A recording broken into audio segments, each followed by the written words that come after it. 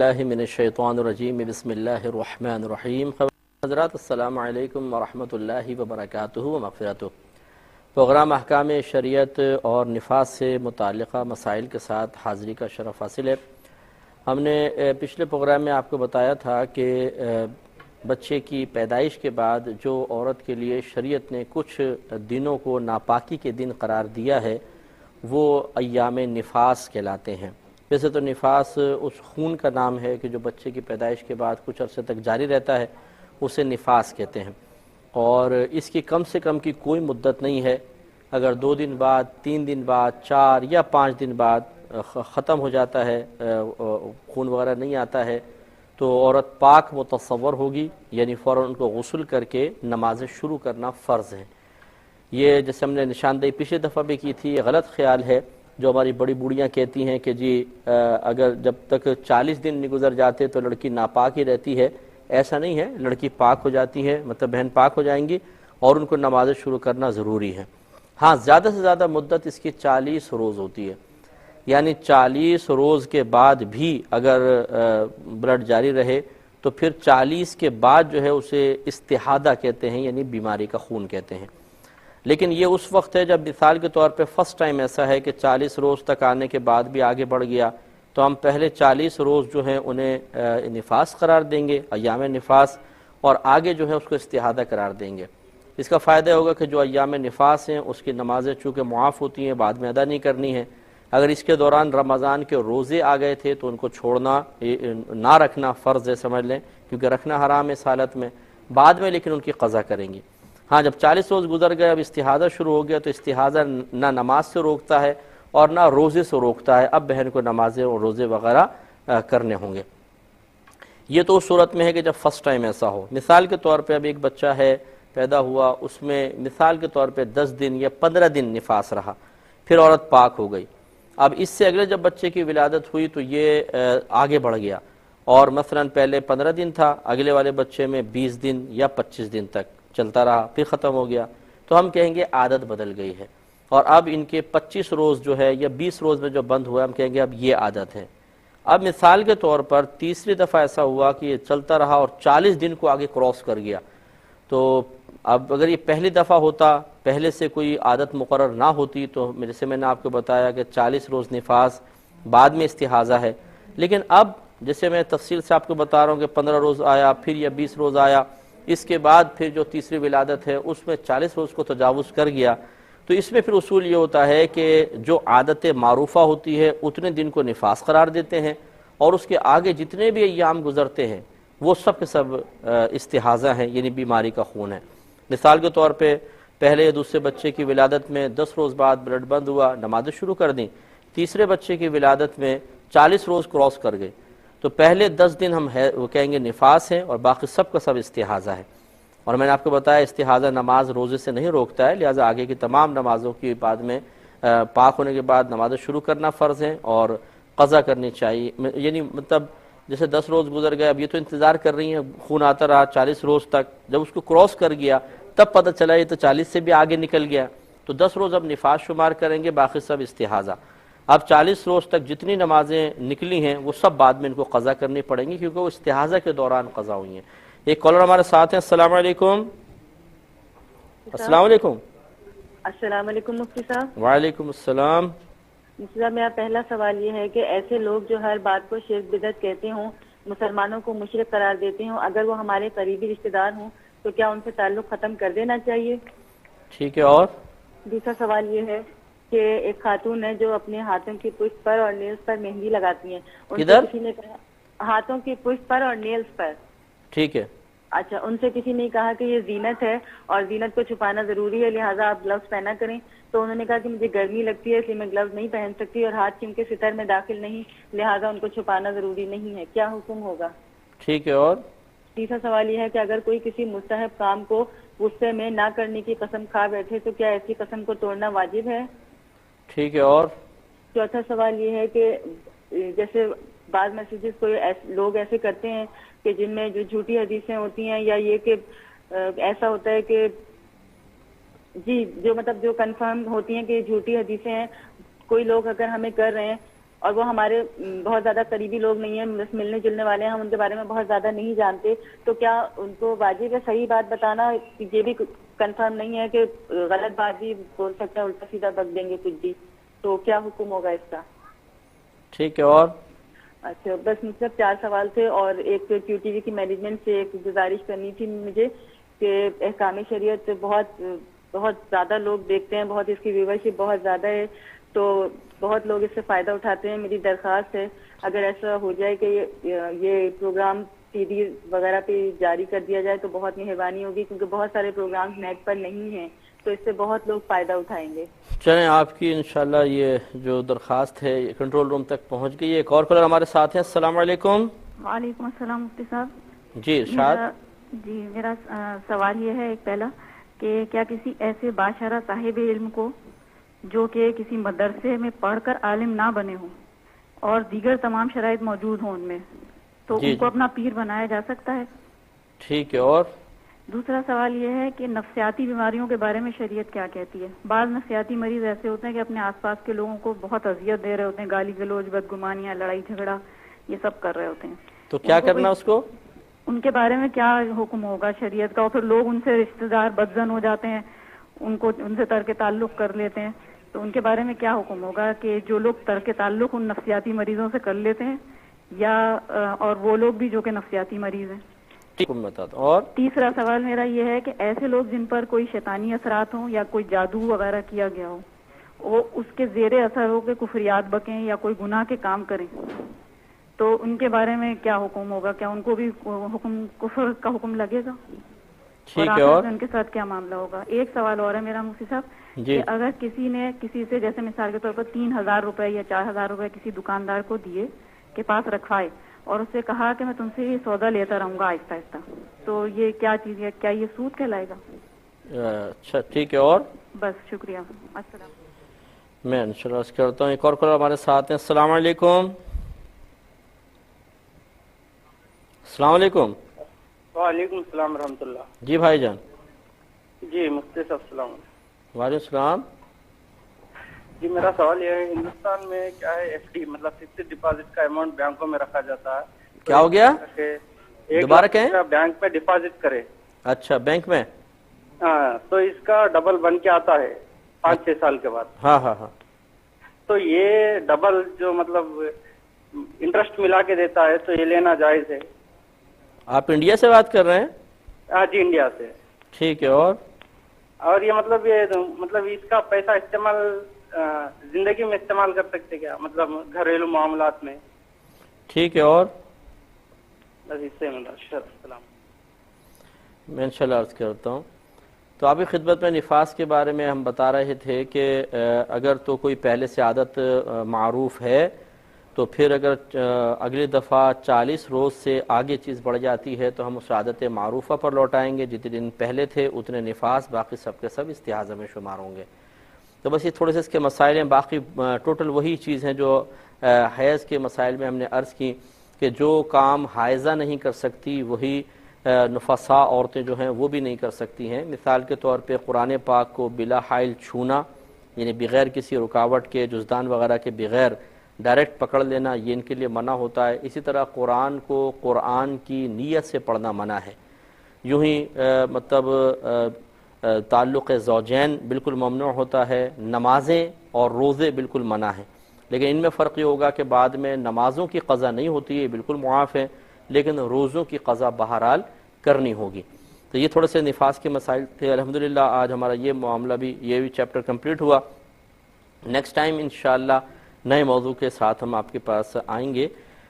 کچھ جوابات لے لیتے ہیں. بہن نے کویسچن کیا کہ بعض لوگ بات بات پہ شرک اور بدعت کے فتوے دیتے رہتے ہیں, تو کیا ایسے قریبی رشتہ دار ہوں تب بھی ان سے تعلق ختم کیا جا سکتا ہے؟ دیکھیں, سب سے پہلے تو یہ دیکھیں کہ وہ جو شخص شرک یا بدعت کا الزام لگا رہا ہے وہ الزام لگانے میں درست ہے یا نہیں ہے.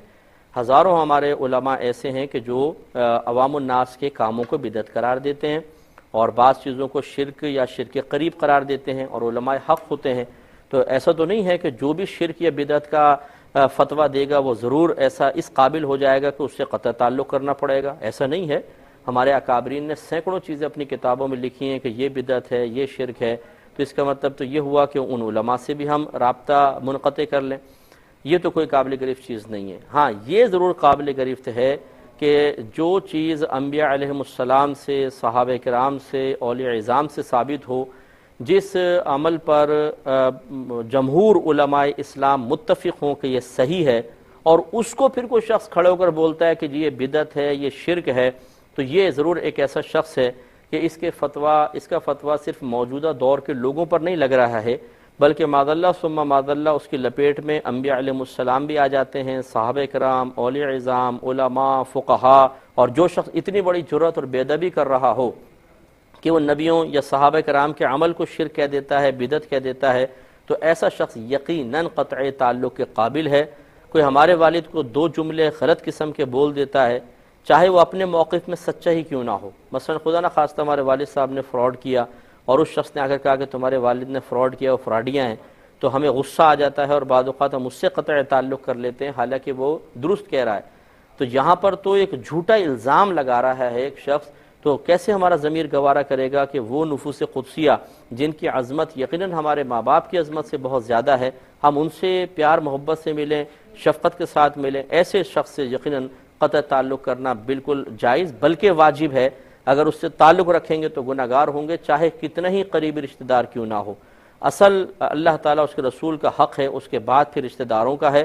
اللہ تعالیٰ اس کے رسول کے حق کا تقاضا یہ ہے کہ ایسے شخص سے قطع تعلق کیا جائے، تو رشتہ داری گئی چولہے میں۔ صحابہ کرام علیہم رضوان کو آپ دیکھیں کہ انہوں نے جب نبی کریم صلی اللہ علیہ وسلم کے دست حق پر بیعت کی تو پھر سامنے چاہے باپ آیا، چاہے ماں آئی، چاہے بھائی بہن آئے، انہوں نے پرواہ نہیں کی۔ پہلا حق اللہ تعالیٰ اس کے رسول کا ہے، یہی ایمان کی مضبوطی درکار ہے، اور یہ اکثر ہمارے مسلمانوں کو حاصل نہیں ہوتی ہے۔ ایک شخص برملا کفر کہہ رہا ہوتا ہے، اسی طرح الٹی سیدھی باتیں کر رہا ہوتا ہے، اور ہم کہتے ہیں یار رشتہ داری بھی تو ہے، کیا کریں، رشتہ داری بھی تو نبھانی پڑتی ہے۔ یہ تو پھر میدان معاشر میں پتہ چلے گا کہ آپ کو جنت رشتہ داری دیتی ہے یا اللہ تعالیٰ اس کے رسول عطا فرماتے ہیں، یعنی اللہ تعالیٰ عطا فرمائے گا، اس کے رسول شفاعت فرمائیں گے، یہ پھر وہاں پتہ چلے گا۔ یہی امتحان ہے دنیا کے اندر، مضبوط ایمان درکار ہے۔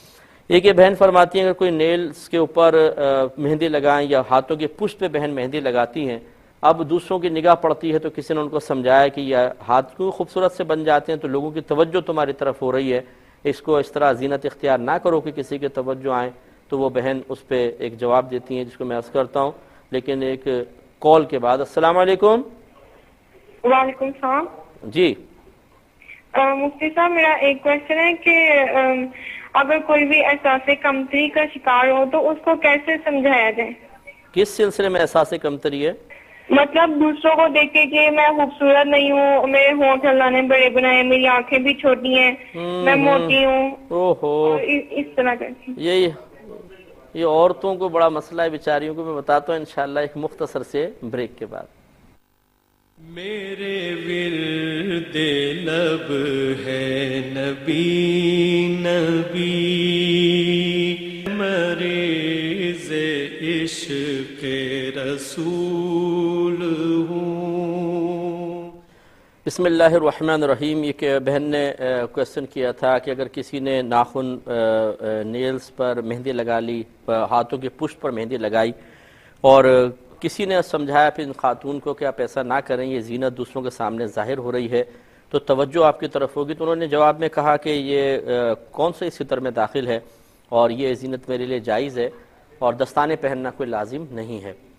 دیکھیں مسئلہ یہ ہے کہ ایک طریقے سے ان کا جواب بالکل درست بھی ہے کہ یہ ستر میں داخل نہیں ہوتے، لیکن اس میں اختلاف بھی ہے، بعض نے ہتھیلی کو ستر میں داخل کیا، بعض نے پشت کو داخل کیا۔ اگر نہ بھی ہو بالفرض، یہ ضرور علماء نے لکھا کہ عورت ایسی کوئی بھی زینت اختیار نہ کرے کہ اس کو دیکھ کر مردوں کی توجہ اس کی طرف جائے یا غیر نامحرم کی توجہ اس کی طرف جائے، اور عورتوں کے ہاتھ ایک ایسی چیز ہوتی ہیں اور مہندی لگاتی اس لیے کہ اس سے ہاتھ کی خوبصورتی بڑھ جاتی ہے، اور خصوصاً اگر رنگ تھوڑا سا گورا ہو تو پھر اور زیادہ نمایاں ہو جاتا ہے، اور نہ چاہتے ہوئے اچانک نگاہ پڑتی ہے اور اس طرف نگاہ چلی جاتی ہے اور پھر دل میں برا خیال آتے دیر نہیں لگتی ہے۔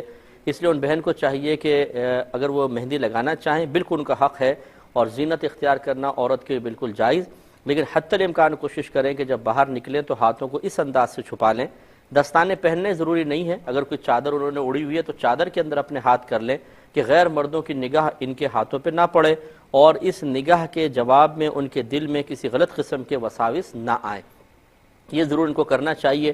نہیں کریں گی تو ہم یہ تو نہیں کہہ سکتے کہ وہ گناہگار ہوئی ہیں، لیکن یہ ضرور ہے کہ یہ خلاف مستحب کام ہے، اور اس طرح کرنے کی بنا پر ہو سکتا ہے کہ بہت سی برکات سے یہ محروم ہو جائیں۔ بہن فرماتی ہیں اگر کسی نے کسی مستحب کام کے نہ کرنے کی قسم کھا لی ہو تو کیا قسم توڑنا واجب ہوتا ہے؟ دیکھیں واجب تو نہیں ہوتا، یہ بھی ایک مستحب کام ہے، یعنی نبی کریم صلی اللہ علیہ وسلم نے ارشاد فرمایا اگر کسی نے کسی ایسے کام کے لیے قسم کھائی کہ اس کی جانب مخالف میں بہتری ہے تو اسے چاہیے کہ اپنی قسم کو توڑ دے۔ خود نبی کریم صلی اللہ علیہ وسلم نے یہاں قسم توڑنے کا حکم دیا۔ مثال کے طور پر معمولی سی رنجش کی بنا پر کسی نے قسم کھا لی کہ میں اب فلاں رشتہ دار سے پوری زندگی نہیں ملوں گا، یا پہلے اچھا سلوک کرتا تھا اب قسم کھا لی کہ میں اس کے ساتھ حسن سلوک نہیں کروں گا، یہ غلط چیز ہے۔ مستحب ہے حسن سلوک کرنا، رشتہ داری نبھانا، تو اب اس کو چاہیے کہ اپنی قسم توڑ دے اور کفارہ وغیرہ ادا کرے اور رشتہ داری نبھائے، حسن سلوک کرے۔ اس قسم کے توڑنے پر یہ گناہگار نہیں ہوگا۔ لیکن اگر یہ نہ توڑے اور لگاتار کرتا رہے تو بعض صورتیں ایسی ہوتی ہیں کہ بہرحال قطع تعلق کرنے میں تو گناہگار بھی ہوگا، لیکن بعض صورتیں ایسی ہیں جس میں گناہگار نہیں ہوگا، جیسے کسی دوست سے نہ ملنے کی قسم کھا لی میں فلاں سے نہیں ملوں گا، تو دوست سے ملنا کوئی واجب نہیں ہے، اس میں یہ گناہگار نہیں ہوگا۔ لیکن ایسی چیزیں کہ جس کے ترک پر گناہ بھی ہوتا ہے اس میں بہرحال پھر گناہگار بھی ہوگا، اور اس کو چاہیے توبہ، اس میں آپ کہہ سکتے ہیں کہ قسم توڑنا واجب ہے۔ ایک کالر مزید ہمارے ساتھ ہیں۔ السلام علیکم۔ جی وعلیکم السلام۔ جی جی میرا نام آفتاب عالم ہوا ہے، انڈیا بہار بھاگلپور سے میں بول رہا ہوں۔ جی ارشاد فرمائیے۔ جی ایک صاحب ہمارے جہاں پہچان کے ہیں، وہ اس سال حج پر جا رہے ہیں، اچھا، لیکن وہ داڑھی نہیں رکھتے ہیں، تو کیا داڑھی شرط ہے حج پر جانے کے لیے، اور یا اگر بغیر داڑھی کے جائیں گے تو کیا گنہگار ہوں گے؟ اور دوسرا یہ ہے کہ ایک ہمارے پڑوسی ہیں، وہ ایک روم ہے اس میں رات میں بیڈ پر سوتے ہیں، صبح میں اسی بیڈ پر تلاوت کرتے ہیں، تو کیا یہ بہتر ہے؟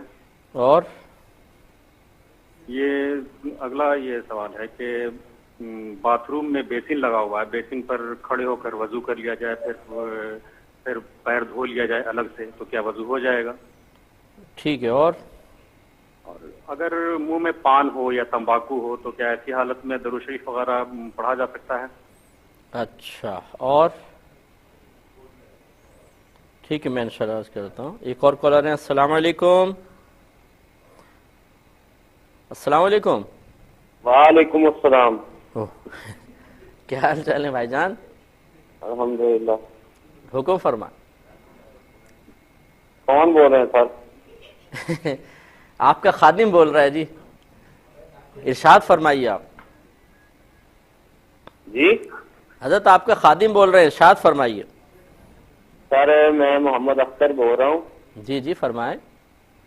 سر یہ میرا ایک سوال ہے کہ یہ جو کوئی آدمی وفات پا جاتا ہے، یہ کل شری کا ختم صافے کا یا چالیس کا، یہ شریعت میں جائز ہے یا نہیں جائز ہے؟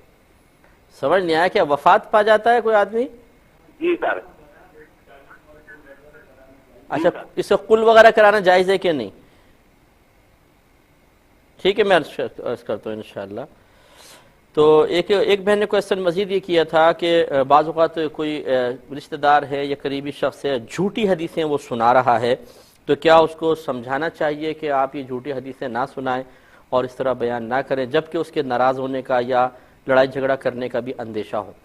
دیکھیں، ایک دفعہ تو یہ تبلیغ دین سے تعلق رکھتا ہے، اور اس میں فتاوی عالمگیری میں بنیادی اصول یہی بیان کیا گیا ہے کہ اگر آپ کو یقین ہے کہ کوئی شخص برائی میں مبتلا ہے اور آپ کے منع کرنے سے وہ یقیناً برائی سے بچ جائے گا، تو واجب ہے کہ آپ اسے برائی سے روکیں، نہیں روکیں گے تو گناہگار ہوں گے۔ اور اگر آپ کو یقین ہے کہ سمجھاؤں گا تو نہیں مانے گا، یا جھگڑا کرے گا، یا الٹا الزام تراشی کرے گا، اور پھر میں اس پہ صبر بھی نہیں کر سکوں گا، تو پھر نہ کرے تو کوئی حرج نہیں ہے۔ بلکہ اگر عظیم فتنے کا اندیشہ ہو تو پھر چھوڑ دے، پھر تبلیغ دین نہ کرے۔ جیسے کہ آج کل اگر جو کرپشن کرنے والے ان کو آپ سمجھانے کی کوشش کریں، وہ آپ کو ہی ختم کر دیں گے۔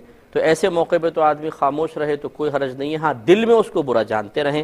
تو جھوٹی حدیث بیان کرنا یہ گناہ کبیرہ ہے، اور جب کہ آدمی مطلع ہو، جانتا ہو کہ میں یہ جھوٹی حدیث پیش کر رہا ہوں، تو اور بڑا گناہ کبیرہ ہے۔ تو اگر آپ کو یقین ہے کہ رشتہ دار کم از کم آپ کی بات سن تو لیں گے صبر سے، چاہے بعد میں مانے نہ مانے تو پھر ضرور کہہ دینا چاہیے، ایک دفعہ تو کہہ دیں بھی حدیث صحیح نہیں ہے، آپ پہلے تھوڑا سا معلومات کر لیں، ایسا نہ ہو کہ آپ گناہگار ہو رہے ہوں، تو انشاءاللہ پھر آپ بری ذمہ ہوں گے۔ بہن نے فرمایا اگر کوئی شخص باشرہ ہے، صاحب علم تو ہے لیکن کسی مدرسے سے عالم نہیں بنا، تو کیا ان کو پیر بنانا جائز ہے؟ جی ہاں بالکل جائز ہے۔ عالم سند سے نہیں بنتا ہے، عالم علم سے بنتا ہے۔ اگر کوئی شخص ایسے ہیں کہ جنہوں نے عقیدے کو باقاعدہ دلائل کے ساتھ، کسی مدرسے میں نہیں لیکن کسی عالم سے اچھا طرح سیکھ لیا ہے عقیدوں کو دلیل کے ساتھ، اور اس کے علاوہ جو اپنی ضرورت کے مسائل ہیں وہ تمام کے تمام انہوں نے مطلب سیکھ لیے ہیں، اور اتنی صلاحیت ہے کہ بغیر کسی کی مدد کی کتاب سے وہ ان کو نکال بھی سکتے ہوں، اور اگر پیچیدہ مسائل ہیں تو کسی سے پوچھ کے وہ کر سکتے ہیں، یعنی ضروری فرض علم انہوں نے حاصل کر لیا ہے، تو ایسا شخص بالکل پیر بنانے کے قابل ہے، ان سے بیعت ہو سکتی ہے۔ لیکن ہمارا مشورہ یہ ہوگا، اور ہم اکثر یہ سمجھاتے ہیں کہ دیکھیں جب آپ کسی کو اپنا پیر بناتے ہیں، مرشد بناتے ہیں، تو مرشد کا مطلب ہے ہدایت دینے والا، اور ہدایت دو چیزوں میں درکار ہوتی ہے، ایک ظاہری علوم میں، ظاہری معاملات میں، اور ایک باطنی علوم، باطنی معاملات میں۔ ہم لوگ یہ سمجھتے ہیں کہ ایک شخص سامنے والا اگر جاہل بھی ہے لیکن اس کو گدی مل گئی ہے تو بس یہ روحانی طور پہ گائیڈ لائن دے سکتا ہے، حالانکہ جس کو ظاہری علوم حاصل نہ ہوں اسے باطنی علم بھی حاصل نہیں ہوتا۔ علم روحانیت صرف گدی کے مل جانے سے نہیں حاصل ہوتی، اس کے لیے باقاعدہ مطلب آدمی کو علوم سیکھنے چاہیے۔ تو اب یہ جو ظاہری علوم ہیں، ظاہری معاملات ہیں، مثال کے طور پر ایک شخص ہے پیر بھی بن گیا ہے لیکن اس کو تمام مسائل معلوم نہیں ہیں، گدی مل بھی گئی ہے، اب ان کے مریدین ہیں تجارت کرتے ہیں، کاروبار کرتے ہیں اور حرام کام کر رہے ہیں، پیر صاحب ان کو پتہ ہی نہیں کہ یہ حرام کاروبار کر رہے ہیں، ناجائز شرطوں کے ساتھ کر رہے ہیں، وہ لا کے حرام پیسے سے نذرانے دے رہے ہیں، وہ خدمتیں کر رہے ہیں، وہ حرام پیسہ لا کے مسجد میں لگا رہے ہیں، اسی سے لنگر کھلا رہے ہیں، اور پیر صاحب کہہ رہے ہیں کھلائیے جی، اور پیر صاحب بھی اسے نذرانے وصول کر کے، حالانکہ جانتے ہیں کیا کیا کام کرتا ہے کیا نہیں کرتا ہے، لیکن یہ ان کو نہیں شعور حاصل ہے کہ یہ واقعی یہ حرام ہے یہ حلال ہے۔ تو ایسا پیر جس کو بیچارے کو اتنا شعور حاصل نہیں ہے وہ کس طریقے سے اپنے مرید کی اصلاح کرے گا؟ اس لیے بہتر یہ ہے کہ اگر آپ کو میسر آ جائے کوئی عالم بھی ہوں اور مفتی بھی ہوں، ایسے کوئی پیر صاحب مل جائیں تو نور علی نور ہے، ورنہ کم از کم ایسا شخص آپ کو ضرور تلاش کرنا ہوگا جو اتنا صاحب علم ہو کہ ہر عقیدہ دلیل کے ساتھ جانتا ہو، اور جو احکام شرعیہ عملیہ ہیں جو اس کی ذات سے متعلق ہے کم از کم وہ تمام مسائل بغیر کسی کی مدد کی کتاب سے نکال سکتا ہو، اتنی اس کے اندر صلاحیت ہو تو پھر آپ ضرور ان سے بیعت ہو سکتے ہیں۔ بہن نے فرمایا کہ بعض اوقات نفسیاتی مریض ہوتے ہیں اور ڈاکٹرز بھی کہہ دیتے ہیں نفسیاتی مریض جب وہ گالیاں بک رہے ہیں، برا بھلا کہہ رہے ہیں، چیزیں اٹھا کے پھینک رہے ہیں، تو لوگ ان سے ناراض ہو کے قطع تعلق کر لیتے ہیں، کیا ان سے قطع تعلق کرنا صحیح ہے؟ دیکھیں اگر واقعی ایسا ہے کہ وہ شخص اتنا ذہنی مریض ہو چکا ہے اور ڈاکٹرز تصدیق بھی کر چکے ہیں کہ واقعی اب وہ اپنے آپے میں نہیں رہتا ہے، مغلظات بکتا ہے، اسے خود نہیں احساس ہوتا میں کیا کر رہا ہوں، تو پھر ایسا شخص تو مطلب رحم کے قابل ہے، لیکن پھر بھی اگر کوئی اس کے نقصان سے بچنے کے لیے قطع تعلق کر لیتا ہے، اس لیے نہیں کہ یار گالیاں کیوں بک رہا ہے، یہ کیوں کر رہا ہے، ایسا کیوں کیا نا، بس اس لیے کہ اگر کرے گا تو یار ہم زد میں نہ آ جائیں، کوئی قطع تعلق کر لیتا ہے تو بالکل ٹھیک ہے وہ کر سکتا ہے، کیونکہ اپنے آپ کو شر اور نقصان سے بچانا ہر مسلمان کا حق ہے۔ لیکن اگر ایسا نہیں ہے، وہ بے ضرر سے حرکات کرتا ہے، کبھی کبھی برا بھلا کہہ دیتا ہے، الٹی سیدھی باتیں کہہ دیتا ہے، ایسے کو نظر انداز کرنا چاہیے کہ بیچارہ نفسیاتی مریض ہے، ہمارے رویے سے ہو سکتا ہے اور زیادہ دماغ اس کا خراب ہو، تو اس میں ذرا تھوڑا رحم والا رویہ اختیار کرنا چاہیے۔ دوسرا، خود اس نفسیاتی مریض کے لیے شرعی حکم یہ ہوگا کہ چونکہ دیکھیں وہ آپے میں نہیں ہے، اس کی عقل سلامت نہیں رہی ہے، تو جس کی عقل سلامت نہ ہو وہ شریعت کی طرف سے حقیقتاً مکلف نہیں رہتا ہے، اور شریعت اس کے ایسے افعال جو بظاہر گناہ والے افعال ہیں ان پہ کوئی گرفت نہیں فرماتی ہے، لہٰذا ہم اس کو گناہگار نہیں کہیں گے۔ ہاں یہ ضرور ہے کہ بعض لوگ تھوڑا بہت نفسیاتی مریض ہوتے ہیں باقاعدہ، اور اس کے علاوہ باقاعدہ بقائم ہوش و حواس بھی الٹی سیدھی حرکتیں کر لیتے ہیں، اس چیز سے فائدہ اٹھاتے ہوئے، حالانکہ انہیں خود پتہ ہوتا ہے میں غلط کر رہا ہوں، اس وقت ہوش میں بھی ہیں، لیکن یہ لوگ مجھے سمجھیں گے میں نفسیاتی طور پہ ایسا کر رہا ہوں تو نظر انداز کر دیں گے، تو ایسے شخص کی یقیناً گرفت ہوگی۔ تو خود نفسیاتی مریض کہلوانے والے یا کہلانے والے کو غور و تفکر کر لینا چاہیے کہ میں جو الٹی سیدھی حرکتیں کر رہا ہوں یہ عالم ہوش میں کر رہا ہوں یا واقعی مجھے خود سمجھ میں نہیں آتا۔ اگر عالم ہوش میں ہے تو اس کو توبہ کرنی چاہیے۔ کہ مختصر سا مزید بریک لیں گے، ہمیں یقین ہے آپ ہمارے ساتھ ہی رہیں گے۔ میرے ورد لب ہے نبی بسم اللہ الرحمن الرحیم. انہی بہن نے مزید ایک کویسچن کیا تھا کہ بعض اوقات جادو ٹونے اور شیطانی اثرات سے مغلوب ہو کر کوئی شخص کلمہ کفر کہتا ہے، مغلظات بکتا ہے، یا میرے پاس کیسے ایسے مسائل بھی آتے رہتے ہیں کہ طلاق دے دیے جی، اور بولتے ہیں جی مجھ پہ تو جادو کا اثر تھا، اس میں طلاق دے دیے، تو کیا حکم شرع ہوگا؟ دیکھیں، جادو اور اسی طرح شیطانی اثرات یہ ایک مخفی چیزیں ہیں. جو نفسیاتی امراض ہیں یہ بظاہر تو مخفی ہوتے ہیں، لیکن چونکہ ڈاکٹرز کی تشخیص سے اور دیگر چیزوں سے آپ کنفرم اس کو جان سکتے ہیں کہ دماغ کی کیفیت اور حالت کیا ہے، تو یہ بالکل ایسا ہے جیسے ظاہری طور پہ ایک چیز سامنے آ گئی. تو اس پر تو ہم بنیاد رکھ سکتے ہیں کہ ایک نفسیاتی مریض نے دوائیاں کھائیں، اس سے مغلوب ہو کر اس نے طلاق دی تھی، تو حکم شرع بدلے گا. لیکن جادو ٹونے اور شیطانی اثرات ان کے ظاہر ہونے کا کوئی ذریعہ نہیں ہے. اگر کوئی شخص پاگلوں کی حرکتیں کرنے لگا ہے، غصہ بہت زیادہ ہو رہا ہے، چیزیں اٹھا کے پھینک رہا ہے، تب بھی آپ کسی طریقے سے یہ کنفرم نہیں کر سکتے، یہ 100% شیورٹی کے ساتھ نہیں کہہ سکتے کہ اس پر اس وقت شیطانی اثرات ہیں یا اس کے اوپر جادو کروایا گیا. یہ صرف عاملین اپنے حساب کتاب سے بتا سکتے ہیں. جو ظنی شے ہوتی ہے قطعی نہیں ہوتی ہے. ویسے تو ڈاکٹروں کی تشخیص بھی ظنی ہے، قطعی نہیں ہے، لیکن بہرحال اس میں چونکہ ظاہری طور پر آلات و اسباب ایسے موجود ہیں جن پہ بنیاد رکھ کر ہم حکموں کی احکام کی بنیاد ان پر رکھ سکتے ہیں، لیکن جادو ٹونے وغیرہ کے اندر ایسا معاملہ نظر نہیں آتا ہے. تو چنانچہ ہم یہ تو ضرور کہیں گے کہ واقعی اگر کسی نے جادو ٹونے یا شیطانی اثرات سے مغلوب ہو کر کوئی غلط حرکت کی تو اللہ تعالیٰ اس کو معاف فرمائے گا، اللہ تعالیٰ درگزر فرمائے گا، یہ ٹھیک ہے. لیکن دنیاوی قانون کے اعتبار سے کیا حکم ہوگا؟ اب ایک آدمی کھڑو کے گالیاں بکتا ہے، ایک آدمی کھڑو کے مارتا ہے، ایک آدمی جو ہے وہ اپنی زوجہ کو طلاق دے دیتا ہے، حالانکہ سارے کام عالم ہوش میں کر رہا ہے، اور پھر کہتا ہے مجھ پہ تو جادو ٹونے کا اثر تھا، اس میں نکل گئی. تو اس کا اعتبار نہیں کیا جائے گا. بیوی کو طلاق ہو جائے گی، کسی کو مارے گا، قتل کرے گا تو بالکل اس کو پھانسی چڑھایا جائے گا، کسی کا سامان تلف کرے گا تو تاوان بھرنا پڑے گا. ہاں، جو بالکل پاگل ہو گیا، ایسا بھی ہوتا ہے بسا اوقات، اس کو ڈاکٹرز دیکھیں گے تو کہیں گے نفسیاتی مریض ہو گیا، پاگل ہو گیا، فلاں فلاں چیز سبب بنی ہے. اور جادو ٹونے کے اثرات والے یہ کہیں گے جی جنات اس پہ زیادہ غالب ہو گئے یا کوئی بھی اثرات کی وجہ سے دماغ خراب ہو گیا، لیکن واقعی وہ پاگل سا ہو گیا. تو پاگل شخص تو مرفوع القلم ہے، وہ تو ایک الگ چیز ہے.